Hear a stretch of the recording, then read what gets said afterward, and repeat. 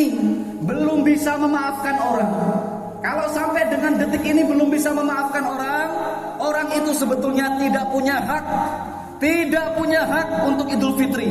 Karena Idul Fitri artinya kembali kepada jiwa yang bersih, jiwanya bening, dan hanya jiwa yang bening yang boleh masuk surga. Kita harus tahu jemaah sekalian, surga itu bukan tempat yang biasa-biasa, bukan tempat yang sederhana. Surga itu tempat yang sangat mulia. Orang yang masuk ke surga itu hanya orang yang kembali kepada fitrah. Ila man atallaha biqalbin salim.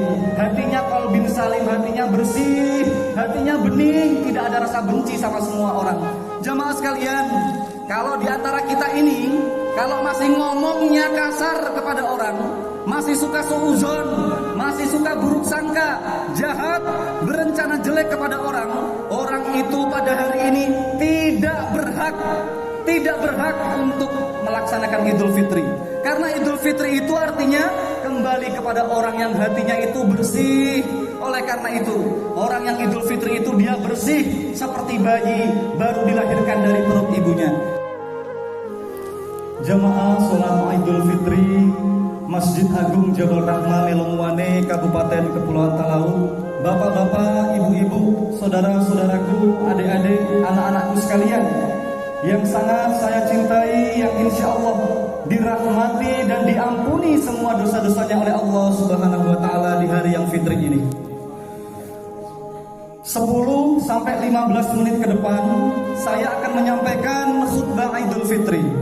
Siapapun yang lengkap mendengarkan khutbah ini dengan khusyuk sampai selesai, di atas mimbar yang mulia ini saya doakan semuanya dan keturunannya, ya Allah, jangan wafatkan sebelum bisa haji dan umrah, bisa bertawaf di Ka'bah dan ziarah ke Madinah. Amin. Ya Allah, jadikan semua yang hadir di tempat yang mulia ini dan keluarganya selamat, ya Allah. Selamat dunianya, selamat akhiratnya.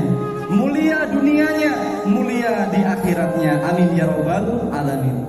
Allahu akbar, Allahu akbar, Allahu akbar, walillahil hamd. Kita bersyukur kepada Allah jamaah sekalian. Kita masih diberikan nikmat iman wal Islam, nikmat kesehatan, kekuatan dan tambahan umur sampai dengan detik ini. Alhamdulillah, inilah hari yang paling membahagiakan untuk kita semua umat Islam, karena kita telah berhasil menyelesaikan semua rangkaian ibadah Ramadan selama 1 bulan penuh. Siang hari Ramadan kita berlapar-lapar puasa dan berjuang habis-habisan menahan diri dari semua perkataan, dari semua ucapan, dari semua tutur kata, bahkan dari segala macam bentuk perbuatan tindakan yang tercela. Pada malam harinya kita rame-rame dengan guyup rukun gembira mendatangi masjid untuk sholat berjamaah, sholat isya, tarawih dan witir. Luar biasa jamaah sekalian, suasana indah di bulan suci Ramadan.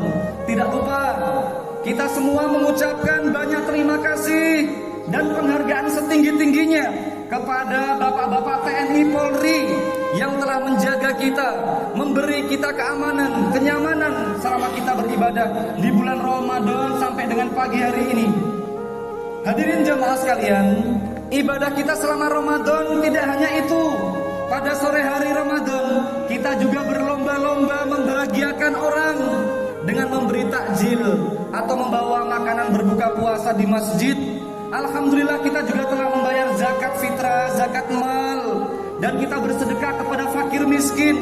Masih ada lagi budaya kita yang sangat dahsyat, yaitu bapak-bapak, ibu-ibu menyiapkan Idul Fitri dengan beberapa lembar, bahkan ratusan lembar uang recehan yang masih hangat dari bank untuk dibagikan kepada anak-anak kecil dan sanak famili. Subhanallah, suasana yang sangat bahagia.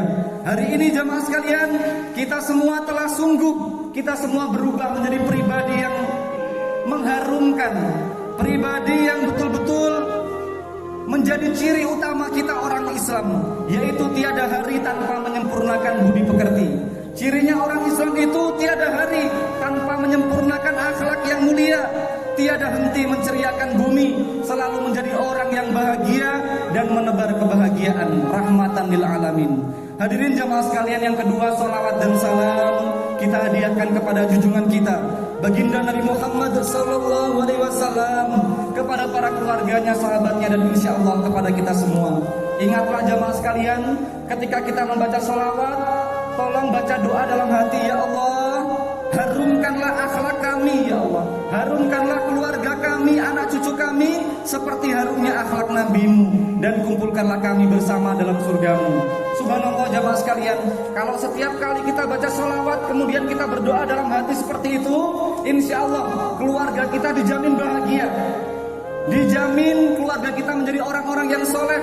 Jika kita semua, suami, istri, orang tua, mertua, anak cucu, semua anggota keluarga kita selalu introspeksi diri, selalu merenungi kekurangan diri, maka ketika kita baca sholawat, mari kita perbaiki akhlak kita seperti akhlaknya Nabi Muhammad. Jamaah sekalian yang sangat saya hormati, sekali lagi kita bersyukur kepada Allah. Allah masih memberikan kita kesempatan untuk melaksanakan ibadah puasa selama 1 bulan. Subhanallah jamaah sekalian, banyak saudara-saudara kita ada yang tidak bisa menyelesaikan Ramadan karena harus menghadap Allah di tengah perjalanan. Bahkan ada saudara kita yang 1 hari kemarin sebelum hari raya dipanggil oleh Allah Subhanahu wa taala. Kita bersyukur, alhamdulillah, pagi yang mulia ini kita semua bisa melaksanakan sholat Idul Fitri. Sholat Idul Fitri itu Id artinya kembali, dan fitri artinya hatinya itu bersih, hatinya itu bening dan bersih dari penyakit-penyakit hati. Tolong diperhatikan baik-baik jamaah sekalian. Orang yang sampai hari ini belum bisa memaafkan orang, kalau sampai dengan detik ini belum bisa memaafkan orang, orang itu sebetulnya tidak punya hak untuk Idul Fitri. Karena Idul Fitri artinya kembali kepada jiwa yang bersih, jiwanya bening, dan hanya jiwa yang bening yang boleh masuk surga. Kita harus tahu jemaah sekalian, surga itu bukan tempat yang biasa-biasa, bukan tempat yang sederhana. Surga itu tempat yang sangat mulia. Orang yang masuk ke surga itu hanya orang yang kembali kepada fitrah. Ila man atallaha biqalbin salim. Hatinya qalbin salim, hatinya bersih, hatinya bening, tidak ada rasa benci sama semua orang. Jemaah sekalian, kalau di antara kita ini, kalau masih ngomongnya kasar kepada orang, masih suka suuzon, masih suka buruk sangka, jahat, berencana jelek kepada orang, orang itu pada hari ini tidak berhak untuk melaksanakan Idul Fitri.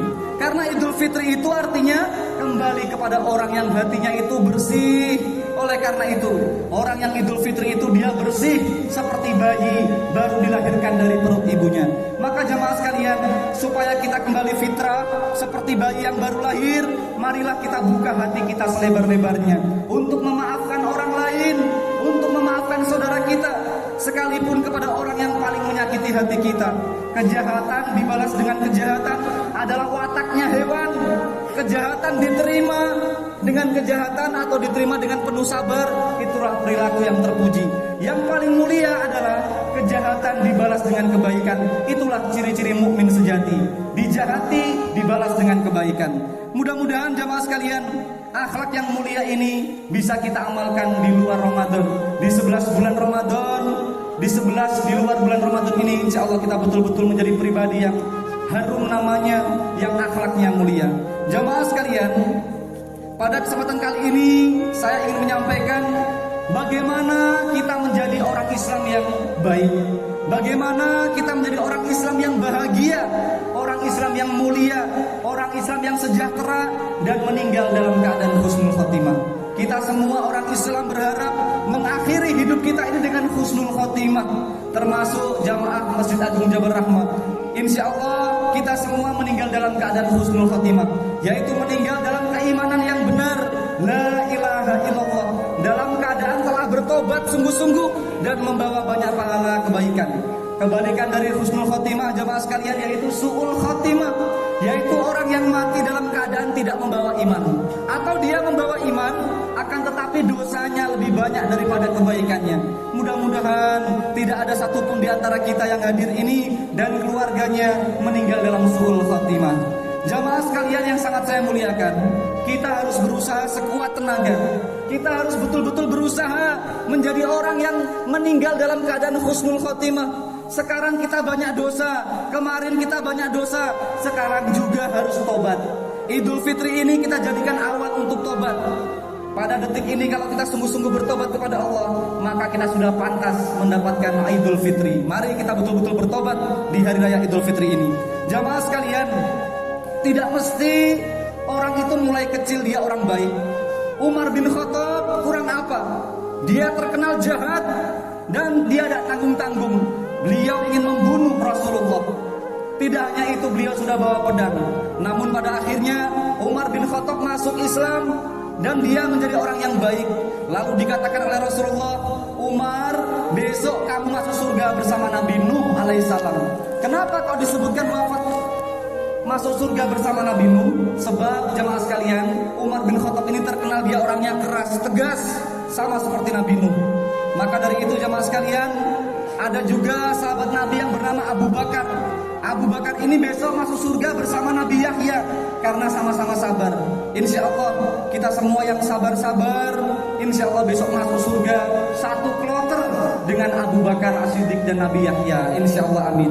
Bagi yang wataknya keras, wataknya tegas, namun ibadahnya luar biasa, mudah-mudahan yang hadir di sini insya Allah bisa masuk surga juga bersama Khalifah Umar dan Nabi Nuh alaihissalam. Lalu jamaah sekalian, pertanyaannya, bagaimana kita menjadi husnul khotimah? Mohon diingat-ingat jamaah sekalian. Yang pertama, kalau kita ingin meninggal dalam keadaan husnul khotimah, yang pertama yaitu kita harus merasa senang, merasa bersyukur, selalu ikhlas dan ridho. Diberi rezeki apapun, berapapun, supaya kita semua ini bersyukur jamaah sekalian. Jangan lihat orang yang lebih kaya, lihatlah orang yang lebih melarat. Kalau sakit, jangan melihat orang yang tidak sakit. Lihatlah orang yang banyak sakit di rumah sakit. Kalau kita diberikan cobaan, lihatlah banyak orang yang diberikan cobaan bertubi-tubi. Maka dari itu jamaah sekalian, supaya kita ini bisa bersyukur, jangan sekali-kali melihat orang yang kendaraannya lebih bagus, rumahnya lebih bagus, uangnya lebih banyak, bajunya lebih bagus. Jangan. Kalau kita melihat orang yang lebih sejahtera terus, kita akan merasa kurang terus, merasa mengeluh terus, dan pada akhirnya kita mati dalam keadaan tidak bersyukur. Itu namanya su'ul khatimah. Tapi kalau kita senang, kita berdoa sama Allah, ya Allah, Engkau berikan kami rezeki hanya sedikit, kami bersyukur tidak apa-apa ya Allah. Saya tidak lihat rezeki yang Engkau berikan ini, tapi saya melihat Engkau lah yang memberikannya ya Allah. Kalau bapak-bapak, ibu-ibu diberikan pulpen yang harganya 5.000, memang murah dan kecil, tapi ingat siapa yang memberi. Ternyata pulpen 5.000 itu diberi oleh imam besar Masjidil Haram. Maka 5.000 itu menjadi seolah-olah 5 miliar. Bukan harganya, tapi menjadi seolah-olah itu adalah Allah yang memberikan kepada kita. Oleh karena itu jamaah sekalian, mulai hari ini kita semua tidak boleh mengeluh. Tidak boleh mengeluh dalam hidup ini. Kita semua harus senang.